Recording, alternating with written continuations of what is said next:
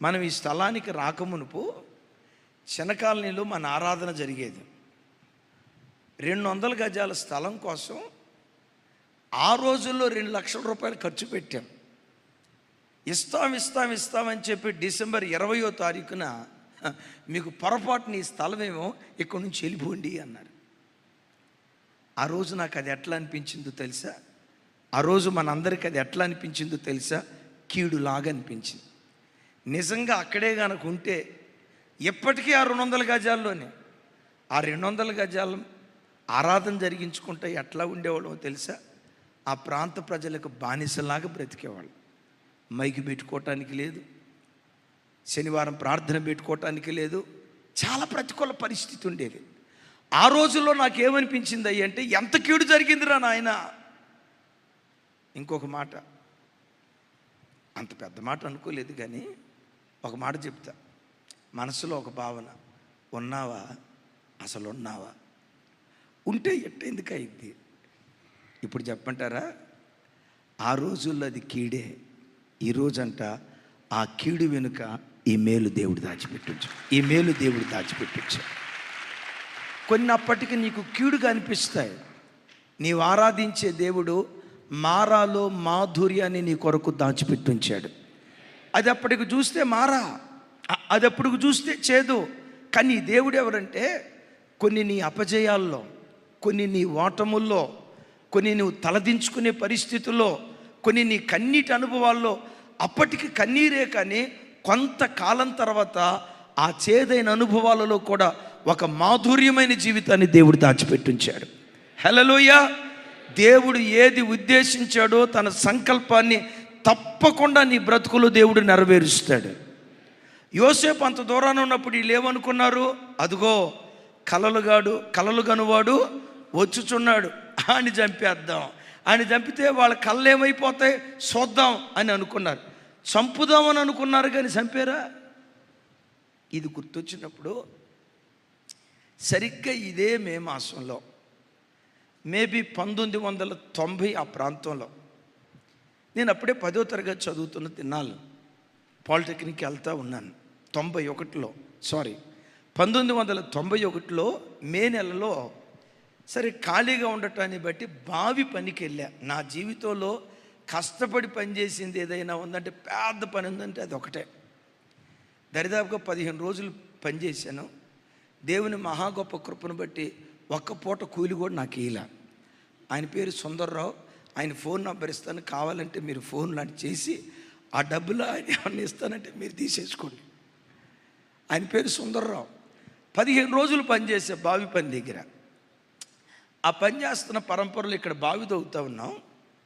సరే కాస్త ఆ సాయంత్రం పూట 4 ఆ ప్రాంతంలో కొంచెం ఖాళీ దొరికితే అంత దూరాన ఇంకొక గుంత, ఒక చిన్న బావి ఉంది. ఆ బావి దగ్గర పిల్లలందరూ నిలబడి ఉంటే నేను కూడా వెళ్ళి నిలవబడ్డా. ఒకడు మంచోడు ఏం చేశాడో తెలుసా? వెనక నుండి నెట్టాడు బావిలోకి. ఆడనుకున్నాడంట నాకు ఈత వచ్చని. దేవుని మహా గొప్ప కృప, నాకు ఈత రాదు. చివరికి నన్ను నెట్టినోడు కూడా ఈత రాదంట. నేను పల్లెటూరులో పుట్టా, పల్లెటూరులో పెరిగే, కానీ ఏమో చెట్లు ఎక్కటం రాదు, పొట్టలు ఎక్కటం రాదు, ఈత వేయటం అంటారా ఇక దేవునికి స్తోత్రం, అస్సలు రాదు. వాడు నీళ్ళలోకి నెట్టేస్తే నేను పెద్దగా కేకేసరే నాకు ఈత రాదురా అన్న.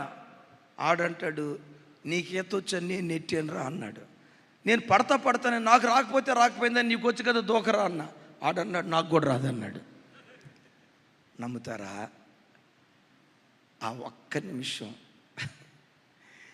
ఏమైపోయిందో తెలియదు.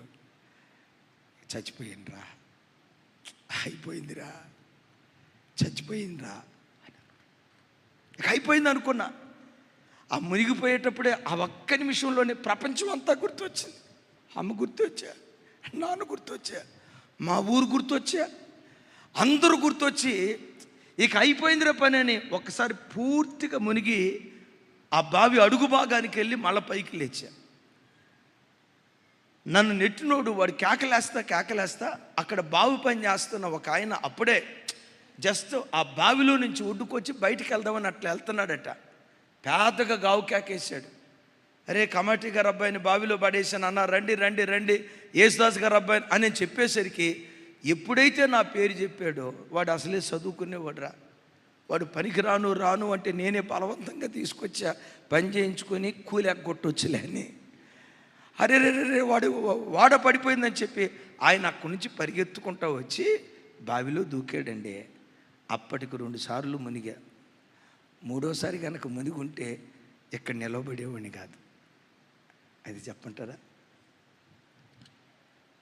మనం ఇలా ఒక మహిమ కలిగిన పరిచర్య చేస్తామని మనం అనుకోలా, దేవుడు అనుకున్నాడు.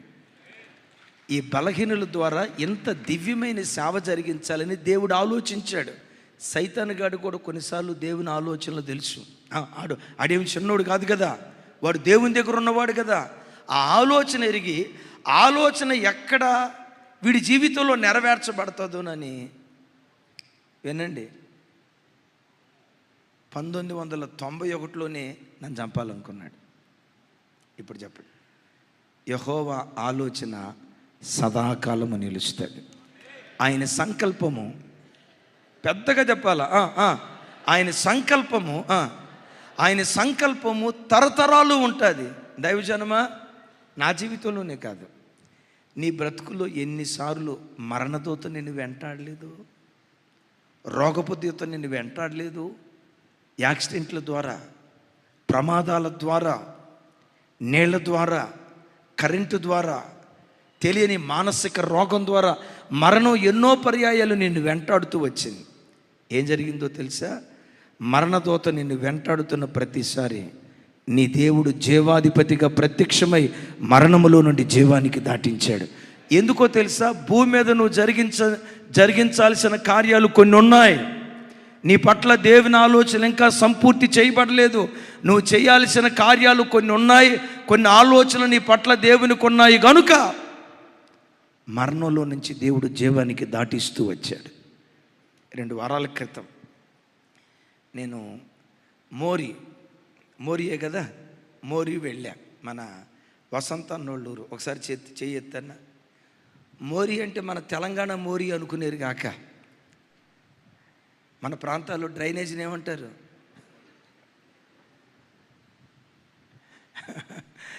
వాళ్ళ ప్రాంతంలో తూర్పుగోదావరిలో మోరి అనే ఒక ప్రాంతం ఉంది, అన్నోళ్ళూరు. మనం ఒక 2 రోజులు వెళ్ళా. ఒక ఆయన 45 సంవత్సరాలు. నేను ఆ మీటింగ్కి వస్తున్నానని తెలిసి దరిదాపుగా కాకినాడ ప్రాంతం నుంచి 25 కిలోమీటర్ల దూరం నుంచి నేను 2వ రోజు వస్తున్నానని తెలుసుకొని 6ంటికే మీటింగ్కి వచ్చాడట. ఎక్కడ కూర్చున్నాడో తెలుసా? అందరికంటే ముందు ఫ్రంట్ సీట్లో కూర్చున్నాడు. నేను వస్తానని చూసి మొత్తానికి 9:30కి వెళ్ళా. 3:30 గంటలు కూర్చున్నా. 3:30 గంటలు కూర్చున్నాడు ఆయన. నేను ఎప్పుడైతే కారు దిగి బయటకు వస్తూ ఉన్నానో నన్ను చూసి పరిగెత్తుకుంటూ వచ్చి ఏడుస్తా ఏమన్నాడు తెలుసా? 20 సంవత్సరాల తాగుబోతు వ్యసనమయ్యా, మీ వాక్యం విన్న తర్వాత నా బ్రతుకు మార్చుకున్నా, నాకున్న దురలవాటు పోయింది. అయితే మీ వాక్యం ఎప్పుడు విన్నానో తెలుసాయ్యా? ఎంత విచిత్రమైన మాట చెప్పాడు చూడండి. ఆ రాత్రి ఫుల్గా తాగాడట. భార్యని శతగొట్టాడంట. ఫుల్గా తాగి శతగొట్టి 1 గంట దాకా ఇంట్లో రభస. 1 గంట ఆ ప్రాంతంలో అట్లా ఫోన్ చూస్తూ ఉంటే మన వాక్యం దొరికిందట. సరే, ఆ తాగుబోతు మత్తులోనే ఏముందా విందా, ఏం చెప్తున్నారో విందామని ఆన్ చేసుకుని వాక్యం వింటున్నాడట. 1 గంట నుంచి 2 వరకు విన్నాడట. 3, 4, 5 దాకా విన్నాదే విని మద్యము వ్యభిచారం మతిని చెడగొడుతుంది. పిచ్చోడు ఎలా ప్రవర్తిస్తాడో తాగుబోతోడు కూడా అలా ప్రవర్తిస్తాడు అని చెప్పిన వాక్యం విని 5 దాకా ఏడ్చి నిద్రపోతున్న భార్యను లేపి అన్నాడట, నీ మీదొట్టు ఈ రోజు నుంచి నేను పొరపాటున తాగను. మీరు ఆమెనన్నారు, వాళ్ళ భార్య అనలా. ఇట్లాంటి ఒట్లు 150 వేసావయ్యా, ఈని నేను పులిసిపోయాను, నువ్వు ఇట్లా ఒట్లేస్తావు మరలా తాగుతావులే అంటే అన్నాడంట, ఇంకొకసారి నేను తాగితే నేను మనిషినే కాదు ఇక జీవితంలో నేను ముట్టను అన్నాడట. ఆ భక్తి కలిగిన భార్య అంత బలవంతంగా చెప్తే నమ్మిందట. అన్నాడంట, నాకు ఇప్పుడు ప్రార్థన చేయి, ఈ రోజు నుంచి నేను తాగను, ప్రార్థన చేసిందట. అన్నాడు, అయ్యా వాక్యం నా రోజు నుండి 4 సంవత్సరాల నుండి త్రాగుడు వ్యసనం నుంచి నేను విడుదల పొందానయ్యా. Praise the lord. మచ్చుకి ఇది ఒకటి. కొన్ని వేల కుటుంబాలు, ఎందుకో తెలుసా, మన పరిచర్య పట్ల దేవునికి ఉన్న ఉద్దేశం. కానీ విచిత్రం, ఇంకోసారి చెప్తా, 17వ సంవత్సరంలోనే వాడు నన్ను చంపాలనుకున్నాడు. 17వ సంవత్సరంలోనే నా పట్ల దేవునికి ఉన్న ప్రణాళిక నిరర్థకం చేయాలనుకున్నాడు. వాడు ఎన్ని కుట్రలు పన్నినా యెహోవా ఆలోచన సదాకాలము నిలుస్తుంది. ఆయన తలంపులు తరతరాలు నిలుస్తాయి. నీ పట్ల దేవుడు ఏది ఉద్దేశించాడో ఆయన ఉద్దేశం నీ జీవితంలో నిశ్చయంగా దేవుడు నెరవేర్చునుగాక. నెరవేర్చాలంటే ఏం చేయాలో ముగింపులో చెప్తా. రెండవది, దావీదు ఒకరోజు ప్రార్థన చేసుకుంటున్నాడు. ఏమని ప్రార్థన చేసుకుంటున్నాడు? అయ్యా, నీ ఆశీర్వాదాన్ని పొందిన నేనేమో దేవదారు కర్రతో కట్టబడిన ఇంట్లో ఉన్నా, నీవేమో డేరాల మధ్యలో ఉన్నావు. నీకు ఒక మందిరాన్ని కట్టించాలనుకుంటున్నా అని దేవుని సన్నిధిలో ప్రార్థన చేశాడు. బిడ్డలారా, ఒకసారి చూడండి. ఏ వ్యక్తి ఊరకనే గొప్పోడు కాడు.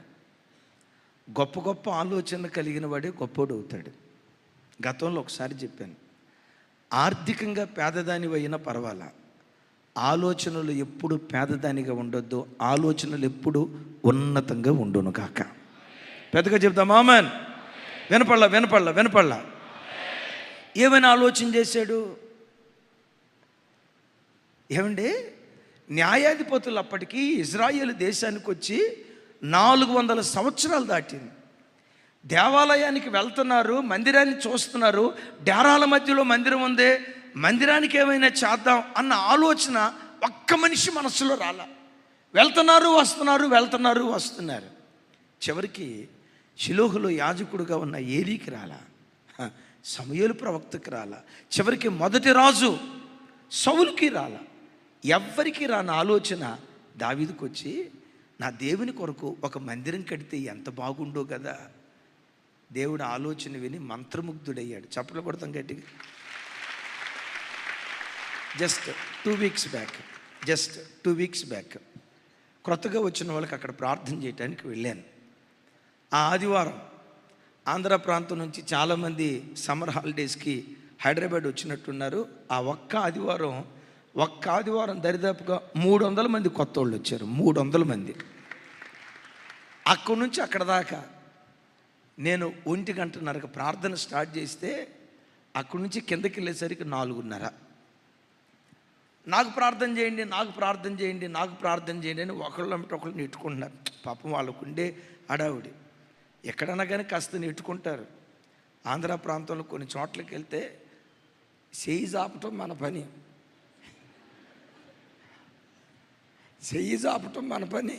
ఆ చెయ్యి చాపటం వాళ్ళసి ఒక తల్లి చెయ్యి తీసుకోవటం ఇక అంతే, మన చేతిలో ఉండదు.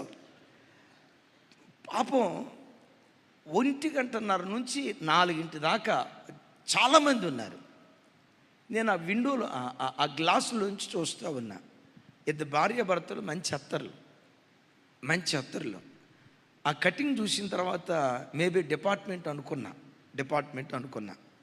అందరూ ఒకరి వెంబడి ఒకళ్ళు నెట్టుకుంటా మేం పోవాలని చెప్పి అక్కడ నిలబడిన వాలంటీర్స్ని వాళ్ళు చుట్టుపట్టుకోలేదు, కానీ మమ్మల్ని పంపించండి అని కాస్త తొందరపడ్డారు.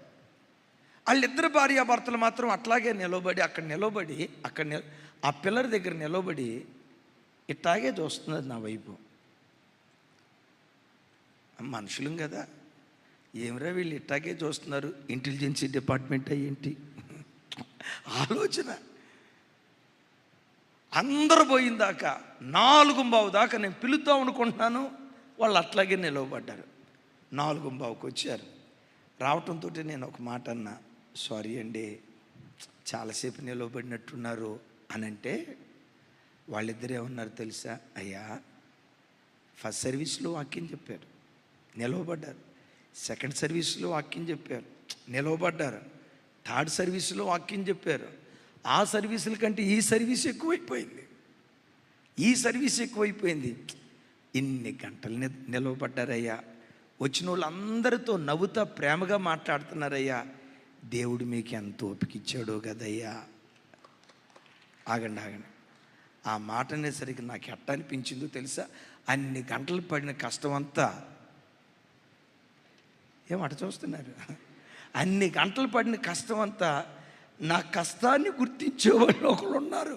అయ్యా సారీ అయ్యా అంటే, ఏం చేస్తారు బ్రదర్ మీరంటే, అంబర్పేటలో పోలీస్ డిపార్ట్మెంట్లో మేమిద్దరం పనిచేస్తాం. మా ఆవిడ పలానా చోట, నేను అంబర్పేటలో, మేమిద్దరం డిపార్ట్మెంట్లో పనిచేస్తాం అయ్యా.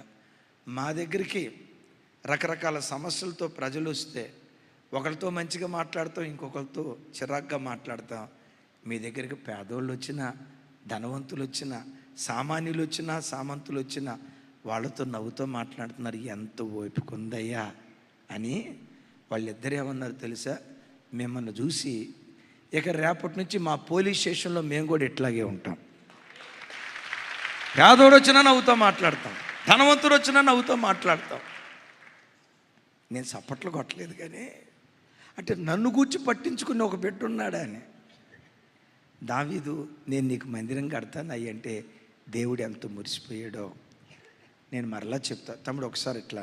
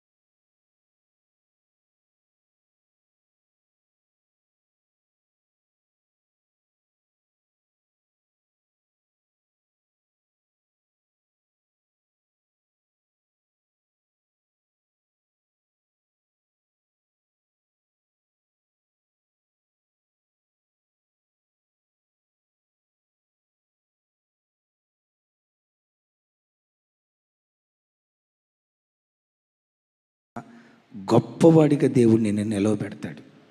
Praise the lord. Great William Carey గారు ఎప్పుడు ఇట్లా అంటూ ఉండేవాళ్ళు, దేవుని కొరకు గొప్ప కార్యాలు చేయి, దేవుని యొద్ద నుండి గొప్ప కార్యాలు ఆశించు. దేవుని కొరకు గొప్ప కార్యాలు చేయి, దేవుని యొద్ద నుండి గొప్ప కార్యాలు ఆశించు.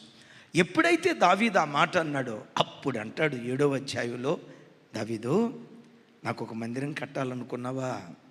నీ చేతులు రక్తాపరాధపు చేతులు, కానీ నీ నడుములో నుంచి పుట్టబోయే కొడుకు నాకు ఒక ఆలయాన్ని కడతాడు. వాని సింహాసనాన్ని తరతరాలు నేను ఉంచుతా. వాడు దేవుని మందిరాన్ని కట్టేవాడిగా మార్చబడతాడు. హల్లెలూయా. ఒక అద్భుతం. ఇలాంటి దృక్పథం నీకుంటే ఒక ఖరీదైన మాట చెప్తాను. జీవితంలో నువ్వేదో సాధించాలనుకున్నావు, ఒకవేళ నువ్వు ఫెయిల్ అయితే, దావీదు ఫెయిల్ అయ్యాడు మందిరం కట్టాలని. నువ్వు ఫెయిల్ అయితే అదే రంగంలో నీ పిల్లలను దేవుడు సక్సెస్ చేస్తాడు. నీ పిల్లలను దేవుడు సక్సెస్ చేస్తాడు. జీవితంలో పలాంది అచీవ్ కావాలి అని నువ్వు అనుకున్నావు, పలాంది సాధించాలి అని అనుకున్నావు, ప్రయత్నం చేశావు. ఎందుకో నీ ప్రయత్నంలో కాస్త విఫలమైపోయావు. అయ్యా నేను విఫలమైపోయానని, ఏ రంగంలో నువ్వు విఫలమయ్యావో నాకు తెలియదు. చదువుల్లో విఫలమైపోయావేమో, లేదు నేను సేవకు రావాలని అనుకొని సేవకొచ్చే విషయంలో విఫలమైపోయావు. ఏ రంగంలో విఫలమైపోయావో నాకు తెలియదు, కానీ నేనంట నువ్వు ఏ రంగంలో విఫలమైపోయావో నీ పిల్లలను ఆ రంగంలో నా దేవుడు సఫలీకృతం చేస్తాడు. వాటి వివరాలు నేను చెప్పలేను, కానీ సేవలో ఒక విషయంలో నేను విఫలమయ్యా. అది ఏ విషయం ఏంటి అది నాకు నా ప్రభువుకు తెలుసు, కొంతమంది పాత విశ్వాసులకు తెలుసు. నేను ఏ విషయంలో విఫలమైపోయానో ఈ పిల్లలు ఇక్కడ ప్రతిష్ఠించబడిన ఈ చెల్లెళ్ళు తమ్ముళ్ళు ఆ విషయంలో సఫలం కావాలని ప్రతిరోజు నా ప్రభువుని అడుగుతా. నేను ఓడిపోయినట్లుగా నా పిల్లలు ఓడిపోకూడదు, నేను తలదించుకున్నట్లుగా నా పిల్లలు తలదించుకోకూడదు. దావీదు మందిరం కట్టాలనుకున్నాడు, ఓడిపోయాడు. కానీ దావీదు నడుములో నుంచి పుట్టిన సొలొమోను చేత ఆ మందిరాన్ని దేవుడు కట్టించాడు. గట్టిగా చెప్దాం ఆమేన్. విచిత్రం ఏంటంటే దావీదులో నుంచి వచ్చిన సొలొమోను ఒక్క మందిరాన్ని కట్టించాడు. దావీదులో నుంచి ఉద్భవించిన మన ఆరాధ్య దైవం ప్రభు అయిన యేసుక్రీస్తు వారు కోట్ల కొలది మానవ హృదయాలను మందిరాలుగా కడుతూ వచ్చాడు. ఆ సొలొమోను కట్టింది ఒక మందిరమే. విన్నారు ఈ మాట? ఆ సొలొమోను కట్టింది ఒక మందిరమే. ఆ దావీదు కుమారుడు కట్టింది ఒక మందిరమే. ఆ దావీదులో నుంచి బయలుదేరిన లోకరక్షకుడైన యేసుక్రీస్తు వారు కోట్ల కొలది హృదయాలను దేవాలయాలుగా కట్టాడు ఆయన. అయితే దేవుని సంకల్పం దావీదు పట్ల సొలొమోను పట్ల ఎంత ఉన్నతంగా ఉంటే విచిత్రం ఏంటో తెలుసా? దావీదుకు వ్యతిరేకంగా దావీదు పట్ల దేవుని సంకల్పం నెరవేర్చబడకుండా సైతాను గాడు దావీదు ఇంటిలోనే అబ్షాలోమును లేపాడు. ఎంత దుర్మార్గంగా ఆలోచించాడో తెలుసా? తండ్రినే చంపాలనుకున్నాడు. ఇప్పుడు తండ్రినే చంపితే బత్షెబ ఏమైపోయి ఉండేది? తండ్రినే చంపితే ఒకసారి ఆలోచించండి, సొలొమోను ఏమైపోయి ఉండేవాడు? సొలొమోను చంపబడి ఉంటే మరి సొలొమోనులో నుంచి రక్షకుడైన యేసుక్రీస్తు వారు రావాలి కదా.